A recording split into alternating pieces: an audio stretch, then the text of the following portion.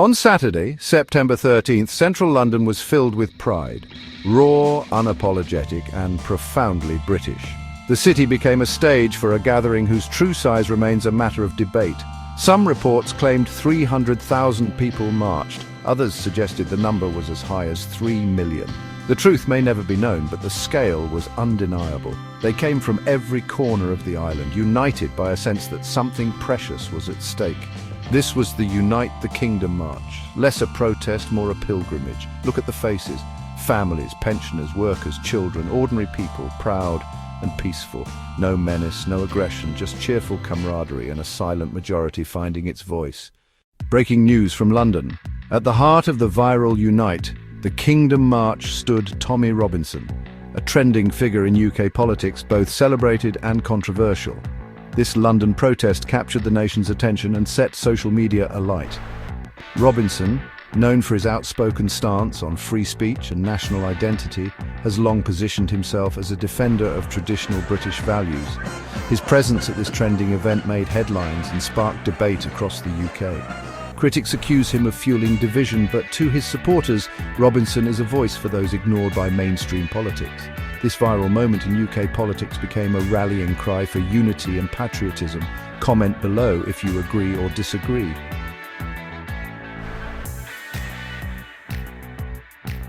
For Robinson, the Unite the Kingdom March was more than a protest. It was a call to reclaim national pride and unity. Trending now, this event highlighted the power of free speech and the strength of the silent majority. He spoke passionately about protecting free speech, controlling immigration, and preserving Britain's cultural heritage. The march became a symbol of patriotism and unity, topics dominating the UK news cycle. Robinson's leadership inspired thousands to join this viral London protest, many feeling politically homeless and unheard. If you have thoughts on UK politics or national identity, comment below and join the conversation. As he led the procession, Robinson was greeted by supporters waving British flags, chanting for unity and change. The energy was electric, patriotism and free speech trending across the nation. For many, his presence gave the march a sense of purpose, transforming frustration into collective action. This was more than a protest. It was a viral moment for unity in UK politics. Whether you see him as a champion or a provocateur, Tommy Robinson's role in the Unite the Kingdom March was undeniable.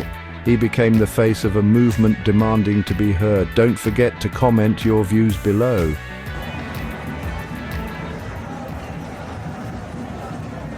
What struck everyone was the march's profoundly peaceful nature, a welcome anomaly in an age of confrontation. The crowd policed itself with quiet decorum, showing notable respect for the police.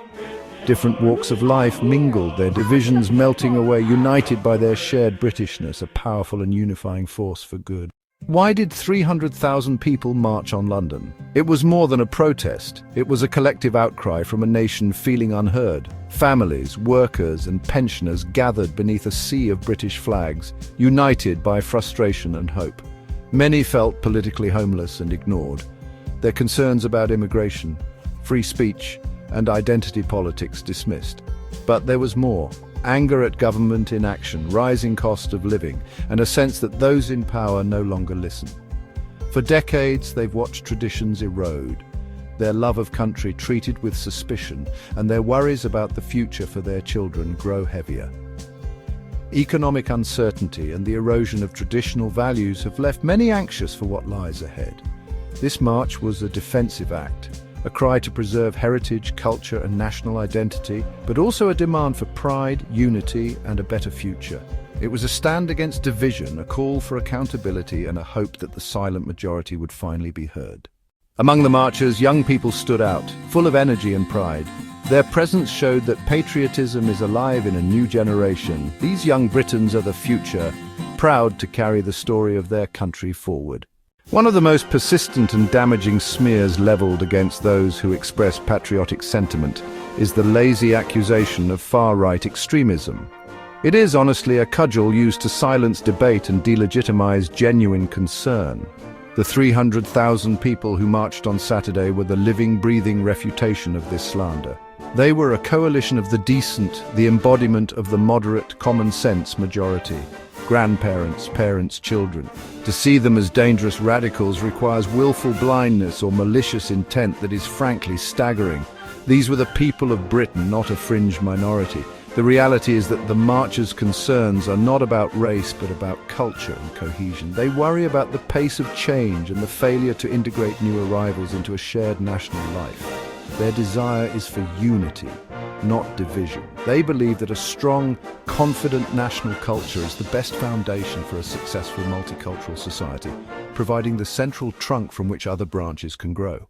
A glaring double standard is at play. While disruptive activists are handled with kid gloves and intimidating marches are ignored by police, a peaceful march of patriots is met with suspicion. As one former soldier put it, "It's one rule for them and another for us." They were simply asking for equal treatment, and their dignity exposed the hypocrisy. The Union Jack, our symbol of unity and pride. As the march ended, crowds left London's streets with smiles and a sense of hope.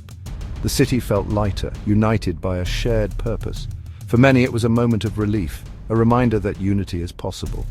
The silent majority found its voice, filled with optimism for the future. The spirit of Britain is alive and well, united, proud, and ready for what comes next. The day after the march, headlines blazed across every major news outlet. "Unite the Kingdom, London sees historic turnout." News anchors marveled at the sheer scale. Metropolitan Police estimated between 100,000 and 150,000 people filled the heart of London, making it one of the largest nationalist demonstrations in recent British history. Organised by activist Stephen Yaxley Lennon, better known as Tommy Robinson, the event was described by many as a festival of free speech. Journalists noted the peaceful yet passionate atmosphere, with police reporting minimal incidents despite the massive crowds. The city's iconic streets became a stage for unity, with both supporters and curious onlookers witnessing a moment that would shape the national conversation. Notable figures sent waves through social media. Elon Musk's tweet about the march trended for hours. Charlie Kirk voiced his support, calling it a turning point for Western democracy. Political analysts debated its significance, with some calling it a pivotal moment for British politics, a clear signal that voices long ignored could no longer be dismissed. The march's extraordinary turnout, peaceful proceedings, and high-profile endorsements marked it as a watershed event, ensuring its place in the annals of British history. The march through London was more than a moment in time. It was a testament to the enduring spirit of a people united.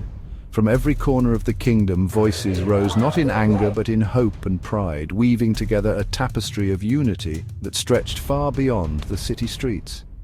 Under the steadfast leadership of Tommy Robinson, the movement found its heart unafraid to speak for those who felt unheard, and a symbol of the courage to stand together in the face of division. This was not just a protest, but a celebration of what it means to be British. Flags waved not as symbols of exclusion, but as banners of belonging. Old, young, side by side, come together to listen and to believe in a brighter future. Let this day be remembered not as an end, but as the beginning of a new chapter. Unity triumphs over discord, and hope outshines fear. To every person who marched, and to every soul watching from afar, the power to shape tomorrow rests in your hands. Stay united, stay proud, and carry this spirit forward, because Britain's best days are still to come. Like and subscribe to Smarter Brains for more engaging deep dives into breaking news, politics, sociology, economics, and social policy.